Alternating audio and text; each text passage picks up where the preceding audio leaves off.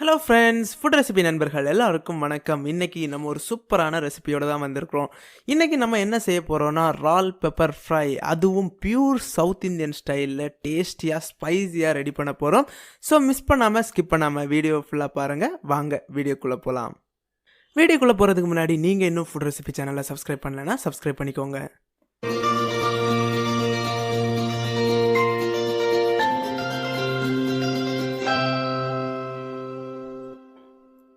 ரால் pepper fry செய்கிறதுக்கு நான் ஒரு ஹாட்டான கடாய் எடுத்துருக்கிறேன். கடாய் நல்லா ஹீட் ஆனதுமே 2 டேபிள் ஸ்பூன் ஆயில் ஆட் பண்ணிக்கலாம். ஆயில் நல்லா ஹீட் ஆகட்டும். ஆயில் நல்லா ஹீட் ஆனதுமே இதோட 1 டீஸ்பூன் பெருஞ்சீரகம் சேர்த்துருக்கிறேன். பெருஞ்சீரகம் நல்லா ஃப்ரை ஆகிட்டு இருக்குது. இதோட 10 கருவேப்பிலை சேர்த்துடலாம். கருவேப்பிலை நல்லா ஃப்ரை ஆனதுமே நான் ஏற்கனவே சின்ன சின்னதாக கட் பண்ணி வச்சுருக்கேன் 2 சின்ன சைஸ் வெங்காயத்தை இதோட சேர்க்க போகிறேன்.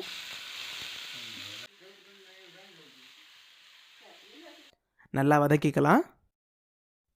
வெங்காயம் கொஞ்சம் நல்லா வதங்கினதுமே நான் இதோட 1 டீஸ்பூன் அளவுக்கு இஞ்சி பூண்டு விழுது சேர்த்துருக்கிறேன்.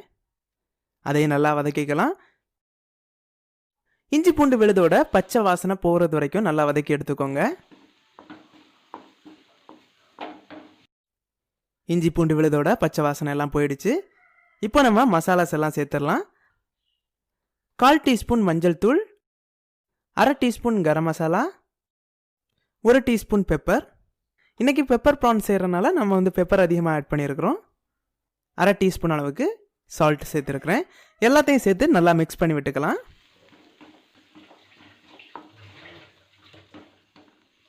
எல்லாம் நல்லா மிக்ஸ் ஆனதுமே நம்ம இதோட ராலை சேர்க்க போகிறோம். நான் 250 கிராம் ராலை நல்லா க்ளீன் பண்ணி எடுத்து வச்சுருக்கிறேன். அதையும் இதோட சேர்த்துடலாம். ஒரு 2 மினிட்ஸ் நல்லா வதக்கிக்கலாம்.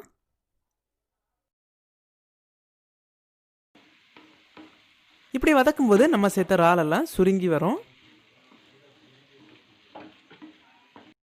2 நிமிஷம் நல்லா வதக்கி எடுத்துட்டேன். இதோட கொஞ்சமாக தண்ணி சேர்த்து மறுபடியும் ஒரு தடவை கிண்டி எடுத்துடலாம்.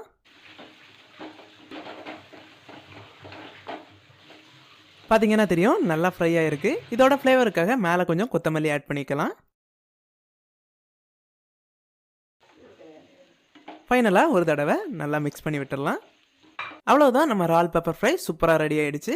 இதை ப்ரிப்பேர் பண்ண ரொம்ப குறைவான டைமிங் தான் நமக்கு ஆகும். ஆனால் டேஸ்ட் பார்த்திங்கன்னா வேறு லெவலில் இருக்கும். ஸோ அந்த அளவுக்கு டேஸ்ட்டாக இருக்கும். கொஞ்சம் ஸ்பைஸியாக தான் இருக்கும். உங்களுக்கு ஸ்பைசி கம்மியாக வேணும்னா நீங்கள் பெப்பர் கம்மியாக ஆட் பண்ணிக்கோங்க. இதே மாதிரி நீங்களும் வீட்டில் ட்ரை பண்ணி பாருங்கள். ட்ரை பண்ணி பார்த்துட்டு எப்படி வந்துச்சுன்னு சொல்லிட்டு கமெண்ட் செக்ஷனில் கமெண்ட் பண்ணுங்கள். இந்த வீடியோ உங்களுக்கு பிடிச்சிருந்துன்னா ஃபுட் ரெசிபி சேனலை சப்ஸ்கிரைப் பண்ணுங்கள். இதே மாதிரி இன்னொரு டேஸ்டியான சூப்பரான ரெசிபியோட நாளைக்கு சந்திக்கிறேன். அதுவரை பபாய். கீப் ஆன் வாட்சிங்.